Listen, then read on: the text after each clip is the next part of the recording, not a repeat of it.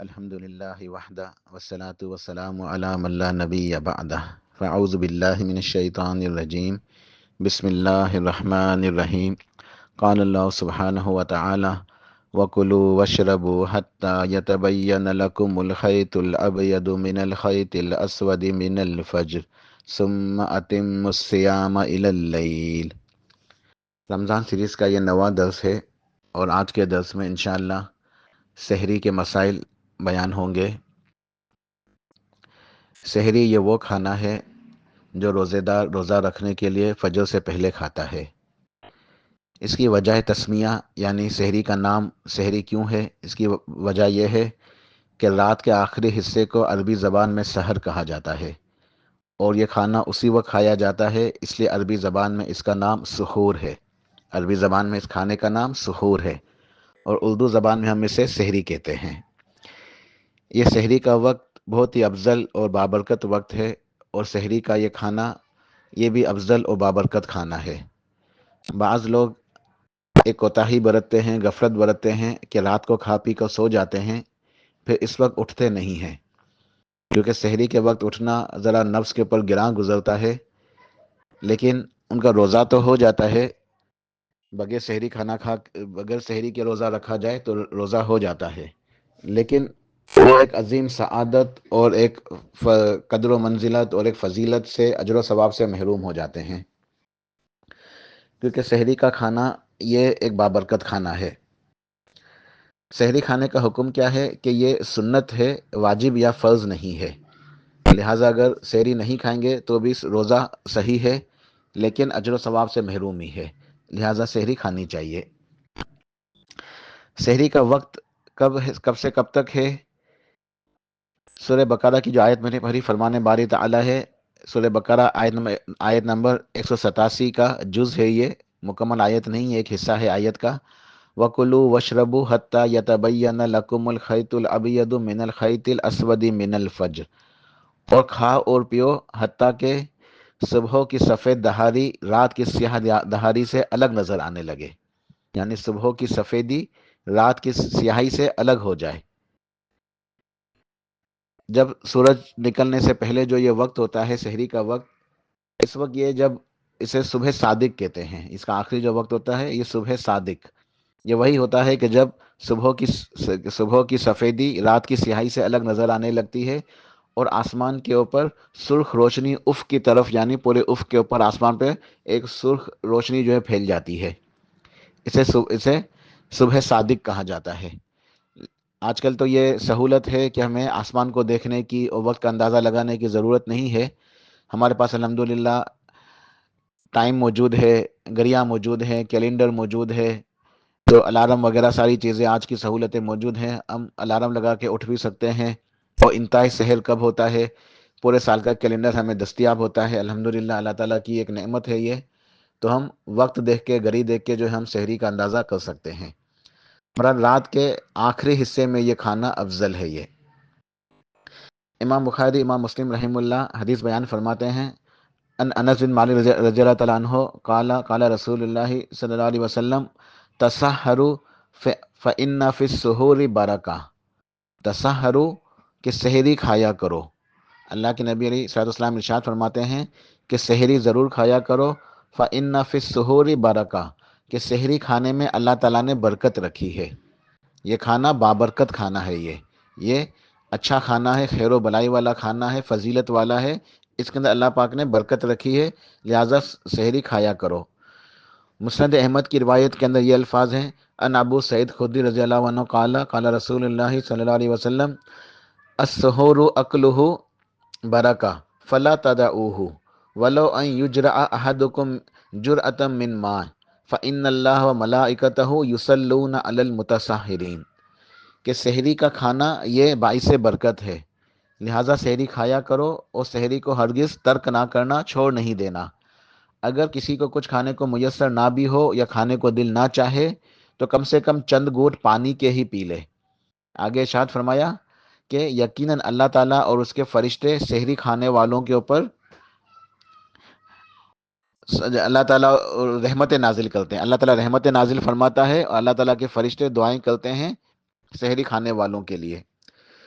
تو یہ روایت، یہ حدیث بہت ہی عظیم ہے، جس کے اندر یہ بات بیان ہوئی کہ سحری کا کھانا السحور اکلہ برکہ، کہ سحری کا کھانا باعث برکت ہے، یہ برکت والا کھانا ہے، فلا تدعوہ، اسے چھوڑ نہ دینا، ترک نہ کرنا، یعنی ضرور کھانا، ولو ان یجرأ ولو ان یجرأ احدکم جرعۃ من ماء، اگر تم میں سے کوئی نہ کھا سکے، کچھ میسر نہ ہو یا دل نہیں چاہ رہا ہو، کھایا نہیں جا رہا ہو، تو پانی پی لے، چند گھونٹ پانی کے بھی پی لے، لیکن ضرور کھائے، کچھ نہ کچھ ضرور کھائے اور پیے۔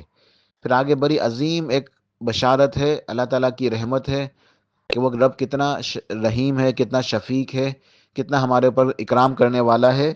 کہ سحری تو انسان اپنی ضرورت کے لیے کھاتا ہے نا، سحری انسان کیوں کھاتا ہے روزے دار؟ تاکہ سحری کھانے سے اسے روزے کے اندر مدد ملے، سحری کھا کے اسے روزے کے اندر مدد ملے اور وہ روزہ اچھی طرح رکھ سکے، اللہ تعالیٰ کی عبادت کر سکے، کمزور نہ ہو جائے۔ تو اپنی ضرورت کے لیے وہ سحری کھا رہا ہے، لیکن رب کتنا مہربان ہے کہ ارشاد فرمایا فَإِنَّ اللَّهَ وَمَلَائِكَتَهُ يُصَلُّونَ عَلَى الْمُتَسَاحِرِينَ، کہ یقیناً اللہ تعالیٰ سحری کھانے والوں کے اوپر رحمت نازل فرماتا ہے۔ جو لوگ اٹھتے ہیں اس وقت میں، نیند کی قربانی دیتے ہیں اور سحری کھاتے ہیں، تو اللہ پاک ان کے اوپر رحمت نازل فرماتا ہے، اور اللہ تعالیٰ کے فرشتے ان کے لیے رحمت کی دعائیں کرتے ہیں اللہ کے حکم سے۔ فرشتوں کی دعا حاصل ہوتی ہے سحری کھانے والوں کو، اور اللہ تعالیٰ کی رحمتیں نازل ہوتی ہیں جو سحری کے لیے اٹھتے ہیں اور سحری کھاتے ہیں۔ لہٰذا سحری کا کھانا عبادت ہے، سحری کا کھانا عبادت ہے، اس عبادت سے محروم نہیں ہونا چاہیے اور سحری کے لیے ضرور اٹھنا چاہیے۔ صحیح مسلم کی روایت ہے، ان عمرو بن عاص رضی اللہ عنہ قال قال رسول اللہ صلی اللہ علیہ وسلم فصل ما بین صیامنا و صیام اہل الکتاب اکلتہ السحر، کہ ہمارے اور اہل کتاب کے، یعنی یہود و نصارہ کے، اہل کتاب کے روزوں کے درمیان جو چیز فرق ہے، جو ہمیں ممتاز کرتی ہے، وہ کیا ہے؟ وہ سحری کا کھانا ہے، کہ اہل کتاب ان کے روزوں کے اندر سحری نہیں تھی، وہ سحری نہیں کھاتے تھے، ان کا جو روزہ شروع ہوتا تھا وہ آدھی رات سے ہی شروع ہو جاتا تھا، ان کا روزہ سحری کے وقت سے پہلے رات میں ہی شروع ہو جاتا تھا، وہ سحری کے وقت جو ہے ان کو سحری نصیب نہیں ہوتی تھی، وہ پہلے ہی کھا کے سو جاتے تھے۔ تو ہمارے اور ان کے اہل کتاب کے روزوں کے اندر جو بات فرق کرنے والی ہے وہ سحری کا کھانا ہے، اور ہمیں ہر معاملے کے اندر یہود و نصارہ کی مخالفت کرنے کا حکم ملا ہے۔ یہود و نصارہ کی مخالفت کرنا یہ ہمارے دین کے اندر ایک نیکی ہے، ایک عبادت ہے کہ ہم ہر معاملے میں ان کی مخالفت کریں، ان کی طرح عمل نہ کریں، کیونکہ وہ سحری نہیں کھاتے، لہٰذا ہمیں چاہیے کہ ہم سحری کھائیں۔ ان کے روزوں کے اندر سحری نہیں ہے، اور ہمارے روزوں کے اندر سحری کھانا یہ افضل ہے، باعث برکت ہے، اور یہ عبادت ہے، اللہ تعالیٰ کی رحمتیں برکتیں نازل ہوتی ہیں سحری کھانے والوں کے اوپر۔ صحیح ابن حبان کی روایت ہے، امام بہقی رحمہ اللہ نے بھی اس کو نقل کیا اس روایت کو، ان ابو ہریرہ رضی اللہ عنہ قال قال رسول اللہ صلی اللہ علیہ وسلم نعم سحور المؤمن التمر، کہ مومن کی بہترین سحری جو ہے وہ کھجور کھانا ہے، مومن کی بہترین سحری وہ کھجور کا کھانا ہے۔ اس روایت سے ہمیں دو باتیں پتہ چلتی ہیں۔ ایک بات یہ کہ نعمت سحور المؤمن کے الفاظ ہیں کہ جو سحری کھاتا ہے اس کے ایمان کی گواہی ہے کہ وہ ایمان والا ہے۔ سحری کا کھانا، سحری کے لیے اٹھنا، اللہ کی عبادت کرنا اس وقت، اور سحری کھانا یہ ایمان میں سے ہے۔ تو نعمت سحور المؤمن التمر، کہ مومن کی بہترین سحری جو ہے وہ کھجور ہوتی ہے۔ تو دوسری بات ہمیں یہ پتہ چلتی ہے کہ ہمیں سحری کے اندر کھجوریں کھانی چاہیے، سحری میں کھجوریں کھانا یہ سنت ہے، سحری میں کھجوریں کھانا یہ سنت ہے۔ ہم یہ سمجھتے ہیں کہ بس افطار کے وقت کھجوریں کھانی چاہیے، لیکن یہ بات صحیح نہیں ہے، افطار کے اندر بھی کھجوریں کھانی چاہیے، افطار بھی کھجور سے کرنی چاہیے، اور سحری میں بھی کھجور کھانا سنت ہے، یعنی سحر و افطار دونوں کے اندر، سحر میں بھی اور افطار میں بھی کھجور کا کھانا سنت ہے۔ لہٰذا ہمیں اس سنت کے پر بھی عمل کرنا چاہیے۔ اگر ہمیں پہلے اب تک نہیں پتا تھا تو اب یہ بات پتہ چل گئی کہ سحری میں کھجور کا کھانا یہ سنت ہے، اور سب سے بہترین سحری اسے قرار دیا گیا، کھجور کو مومن کی سب سے اچھی، سب سے بہترین سحری قرار دیا گیا، لہٰذا میں کچھ نہ کچھ کھجوریں سحری میں ضرور کھانی چاہیے۔ اس کے علاوہ ہمیں کچھ اور بھی چیزیں کھا سکتے ہیں جو بھی دل چاہے، لیکن کوشش کرنی چاہیے کہ ہم زیادہ ایسی چیزیں نہ کھائیں جیسے کوئی مسالے دار یا مرغن چیزیں، چکنائی والی چیزیں. اس سے انسان کی طبیعت بھی باری باری رہتی ہے، روزہ صحیح نہیں ہوتا ہے، اور پیٹ جو ہے وہ انسان کا بھاری ہو جاتا ہے. انسان عبادت کے لیے پھر وہ اس کا جسم جو ہے ذرا بھاری ہو جاتا ہے، وہ ایکٹیو نہیں ہوتا ہے. لہٰذا سحری کے اندر ہمیں ہلکی پھلکی چیزیں کھانی چاہیے، اور ایسی چیزیں کھانی چاہیے جس کے اندر فائبر زیادہ ہو، جس سے ہمارا جو ہے پورا جو ہے نا وہ روزہ ہمارا اس کو جو ہے نا وہ روزہ گزر سکے اچھی طرح، وہ بھوک کا احساس نہ ہو، زیادہ کمزوری نہ ہو، یعنی مفہوم یہ ہے. جیسے کھجوریں ہیں، سب سے بہترین سحری تو کھجور ہے. پھر دودھ ہے. اسی طریقے سے ہم کچھ ایسی چیزیں بھی کھا سکتے ہیں جیسے سوجی ہے، دودھ کے اندر سوجی بنا کے کھا لیں. دلیا ہے، ساگو دانہ ہے. تو لہٰذا یہ چیزیں بہت ہی صحت کے حساب سے جو ہے نا وہ اچھی چیزیں ہیں، صحت بخش ہیں. دلیا ہے، جو کا دلیا، سوجی، ساگو دانہ، یہ دودھ کے اندر بنا کے کھائے جائیں تو اس سے جو ہے نا صحت کے لیے بھی فائدے ہیں، کمزوری بھی نہیں ہوتی اور طاقت بھی حاصل ہوتی ہے. لہٰذا ہمیں سحری کے اندر ایسی چیزیں کھانی چاہیے جس سے ہمیں طاقت حاصل ہو، اور زیادہ مرغن نہ ہو، مسالے دار نہ ہو، ایسی چیزیں نہ ہو جس سے پیٹ بھاری ہو جائے اور پھر انسان عبادت وغیرہ نہ کر سکے، بس سویا ہی رہے. امام طبرانی رحمہ اللہ حدیث بیان فرماتے ہیں، ان نبی درداء رضی اللہ عنہ قال قال رسول اللہ صلی اللہ علیہ وسلم ثلاث من اخلاق النبوہ تعجیل الافطار و تاخیر السحور و وضع الیمین علی الشمال فی الصلاۃ. کہ تین چیزیں وہ نبیوں کے اخلاق میں سے ہیں. تین چیزیں ایسی ہیں جو اخلاق النبوہ، یعنی تمام نبیوں کے اخلاق میں سے تین باتیں یہ بھی شامل تھیں کہ وہ تعجیل الافطار، کہ ہر نبی روزہ رکھ کے افطار میں جلدی کرتے تھے. افطار میں جلدی کرنے کا مطلب یہ ہوتا ہے کہ جیسے ہی اذان کا وقت ہو جائے، جیسے ہی اذان ہو جائے تو اس وقت انسان اپنا افطار کر لے. یہ ہے افطار میں جلدی کرنا. و تاخیر السحور، اور سحری میں تاخیر کرنا. سحری آخر وقت میں کھانا افضل ہے. اور صحابہ کرام کے بارے میں آتا ہے کہ صحابہ کرام سحری کھایا کرتے تھے، اور سحری کھا کے پھر وہ نماز اذان کا وقت فوراً شروع ہو جاتا تھا. تو آخر وقت میں سحری کھانا افضل ہے. افطار میں جلدی کرنی چاہیے اور سحری میں تاخیر کرنی چاہیے. ہمارے یہاں ایک مسئلہ یہ بھی ہے کہ ہمارے معاشرے میں ایک یہ بات مشہور ہے کہ جو اذان کا وقت ہوتا ہے اس سے 10 منٹ پہلے جو ہے سحری روک دینی چاہیے، اور اسے کہا جاتا ہے کہ یہ احتیاط ہے. سحری میں احتیاط کرنا. افطار میں بھی احتیاط کی جاتی ہے. اذان کا وقت ہو جائے 2-3 منٹ کے بعد جو ہے افطاری کی جاتی ہے. اذان تھوڑی تاخیر سے دی جاتی ہے، یا 1-2 منٹ ٹھہر کے جو ہے نا افطار کھجور کھائی جاتی ہے. یہ دونوں عمل جو ہیں یہ خلاف سنت ہیں. یہ اجر و ثواب سے محروم ہونے والی بات ہے. یہ خلاف سنت ہے. افطار میں جلدی کرنی چاہیے، جیسے ہی اذان کا وقت ہو جائے فوراً کھجور کھانی چاہیے. اور اسی طرح سحری آخر میں کرنی چاہیے، یہ افضل ہے.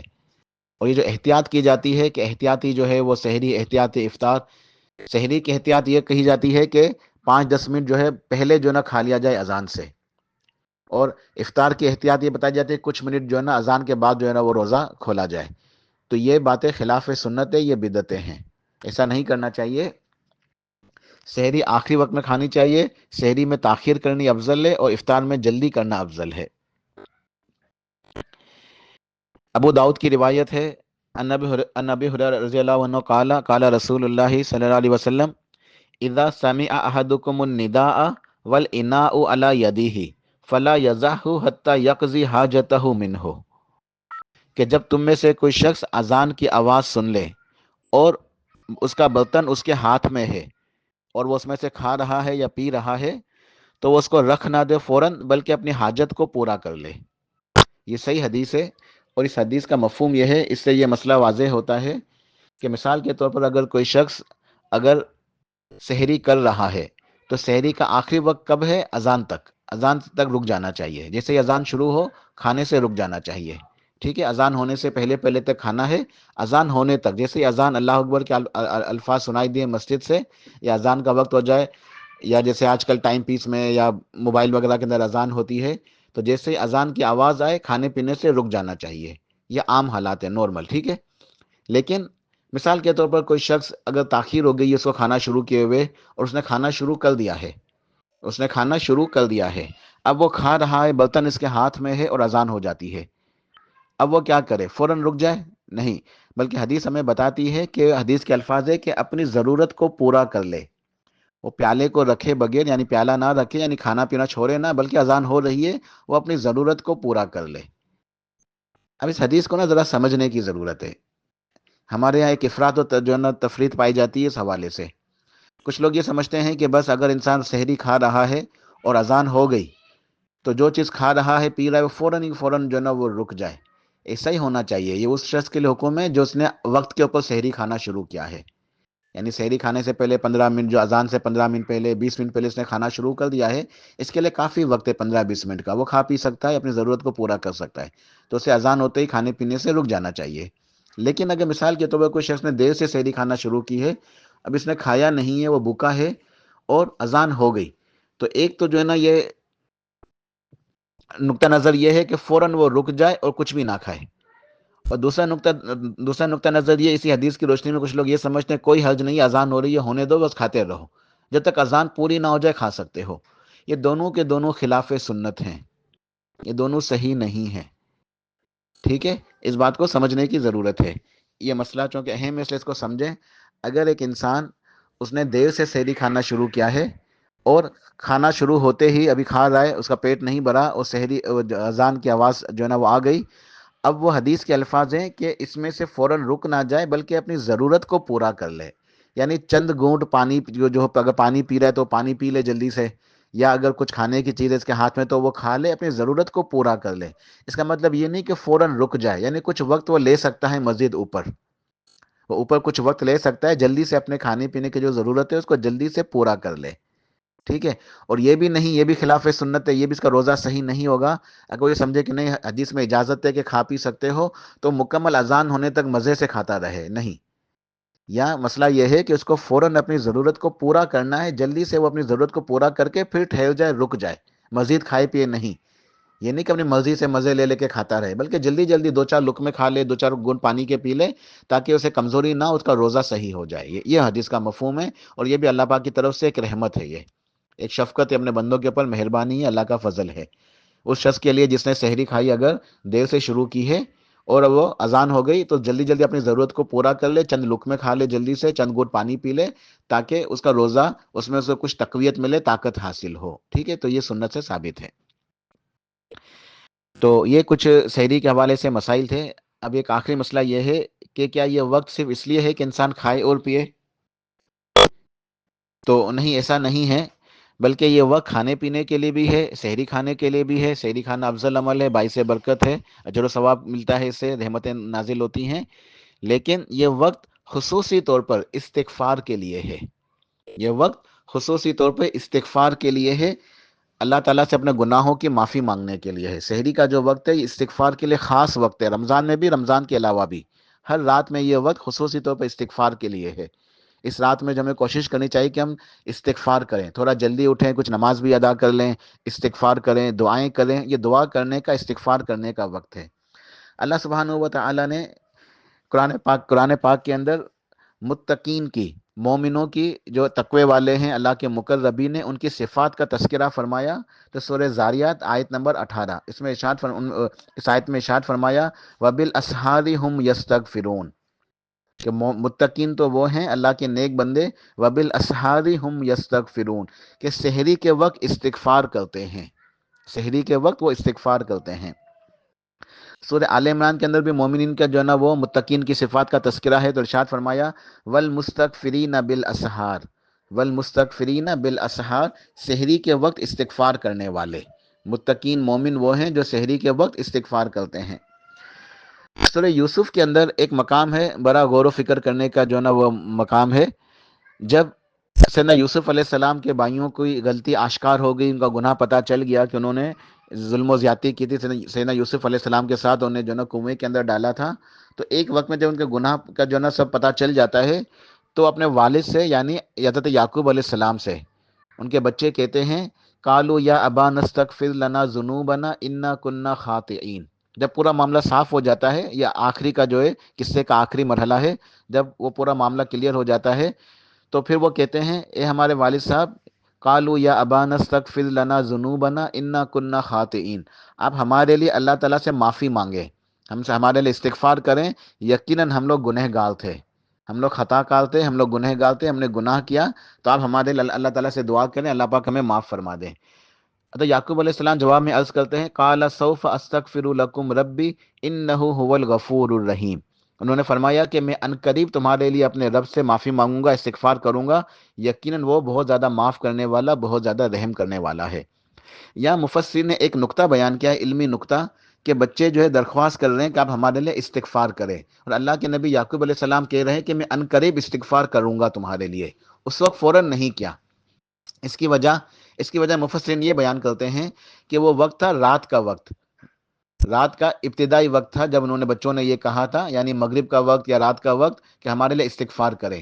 اور سیدنا یعقوب علیہ السلام یہ چاہتے تھے کہ وہ سحری کے وقت، تہجد کے وقت استغفار کریں، وہ تہجد کے وقت استغفار کریں، اس لیے انہوں نے اس وقت استغفار نہیں کیا، بلکہ اپنے بچوں سے کہا کہ میں ان قریب تمہارے لیے استغفار کروں گا، یعنی تھوڑی رات گزرنے دو، تہجد کا وقت آئے گا، سحری کا وقت آئے گا، اس وقت جب میں تہجد کی نماز ادا کرتا ہوں تو میں تمہارے لیے اللہ تعالیٰ سے استغفار کروں گا، کیونکہ یہ وقت بہت ہی جو ہے فضیلت والا ہے۔ اور اس وقت میں صحیح بخاری صحیح مسلم کی حدیث ہے کہ اللہ سبحانہ و تعالیٰ آسمان دنیا پہ نازل فرماتا ہے اور خود اعلان کرتا ہے کہ ہے کوئی سوال کرنے والا، من یدعونی ومن یسألونی ومن یستغفرونی، ہے کوئی دعا مانگنے والا، ہے کوئی سوال کرنے والا، ہے کوئی استغفار کرنے والا۔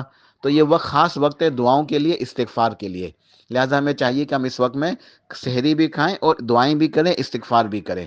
اور ایک آخری بات بتا کے انشاءاللہ آج کے درس کو مکمل کرتا ہوں کہ عمومی طور پہ یہ دیکھا گیا ہے کہ ہمارے یہاں خواتین کے ساتھ اس معاملے میں جو اس وقت جو ہے بہت زیادہ ایک یعنی کہ زیادتی ہوتی ہے، اس طرح کہ وہ بس کچن میں ہی مصروف ہوتی ہیں، انہیں دعائیں کرنے، استغفار کرنے کا، بلکہ بعض اوقات تو صحیح طرح سحری کھانے کا وقت بھی نہیں ملتا۔ ایسا نہیں کرنا چاہیے، انہیں بھی فرصت دینی چاہیے، گھر کے کام کاج مل جل کے کرنے چاہیے، ایسا نہ ہو کہ بس کچن کے اندر مصروف رہیں اور ان جو ہے نا وہ مبارک ساعتوں سے، ان دعاؤں سے، ذکر اذکار سے، استغفار سے وہ محروم ہو جائیں۔ گھر کے کام مل جل کے کرنے چاہیے، گھر والے سب مل کے سحری جلدی جلدی کر لیں اور استغفار بھی کریں، دعائیں بھی کریں، سحری بھی کھائیں، تو یہ سب کی سب عبادتیں ہیں۔